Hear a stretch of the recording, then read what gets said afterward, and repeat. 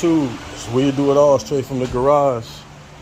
Got a 2008 GMC Yukon Denali XL, and today we are changing the oil pan gasket. If you guys know anything about these vehicles, the oil pan gasket is prone to fail. If you got leaks in your driveway and things of that nature, it could be because of that. So we get under here and I kind of show you what we're dealing with.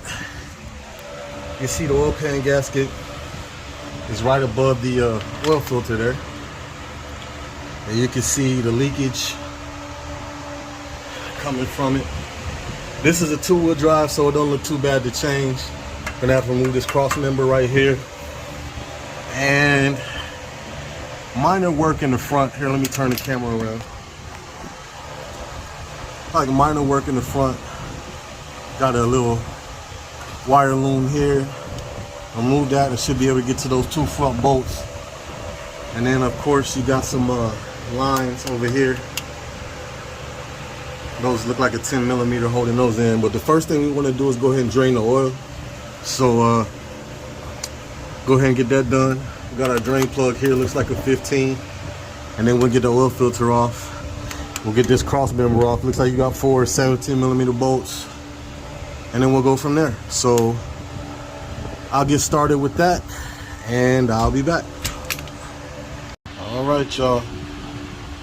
Let me see what we got here. So far I've drained the oil and I've taken off this cross member. It's sitting over there. This was 4 18 millimeter bolts. So that's done. And then now we're gonna deal with this oil pan. So it's really not much to it from what I can see.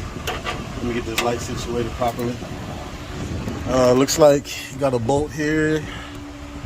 Let's see.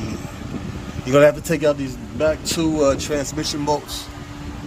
Right? So you got one there and one there, and then you got 1, 2, 3, 4, 5, 6, 7. So about 15, 16 bolts you got to take out around the housing.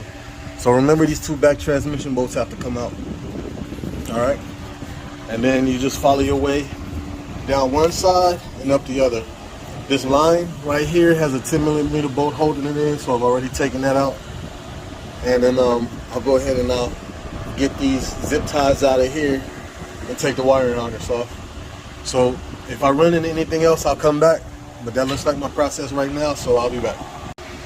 All right, y'all. So I got it off. There's it back there. Some things to be aware of. Rack and pinion. You're gonna have to remove the bolts for the rack and pinion because the oil pan sits right on top of this line. Now you could take this line out, but then if you do that, then you gotta put new power steering fluid in there, and then you gotta get the air out. So it's best to go ahead. The 4 bolts. These two are 24s, and these two are 18s. These two right here are 18s, these two are 24s. Take those out, this drops, oil pan drops. Nothing special to get it out. I'm gonna go ahead and remove this pickup tube and clean it, but other than that, clean your surfaces real good. You wanna put some silicone on these corners. That way, you know, you prevent leaks. But yeah, clean it up real good, and then put the new gasket on. Torque the bolts down. You can look online and see what the torque specs are. I don't know right at this point. I'll have to do that here eventually, but I'm not sure right at this point what the torque specs are. But we'll torque them down and make sure everything's good, and back on the road. I'll come back when I find out the torque specs though. All right, I'll be back. All right, y'all. So I got this oil pan out, and just wanted to go over a few things. So this little cover has 4 10 millimeter bolts, and it sits in here. Oh my goodness. We'll figure it out. Anyway, it sits in here. 4 10 millimeter bolts. I don't feel like fooling with it right now. I would definitely take this cover out because when I did, you could see all this dirt down here. So you want to just make sure, since you have it out, you clean it up real good. This gasket is prone to leak. It's an oil filter adapter gasket. So you want to go ahead, if you can, go ahead and change that. And I'm also changing the pickup tube because the O-ring was really, really bad on it. It was real brittle. I basically broke it just by touching it. So I'm changing the oil pickup tube also, just because, I mean, this vehicle has 300,000 miles. It wasn't bad, but I couldn't find the O-ring, so I just got the new tube. Oh, there it is.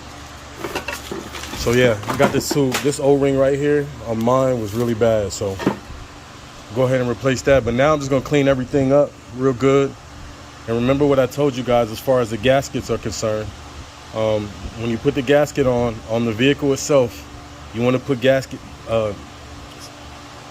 maker on the back parts where it's exposed, where you can see there's a void, and on the front when you put the gasket on. That just helps prevent leaks. But other than that, it's pretty straightforward, man.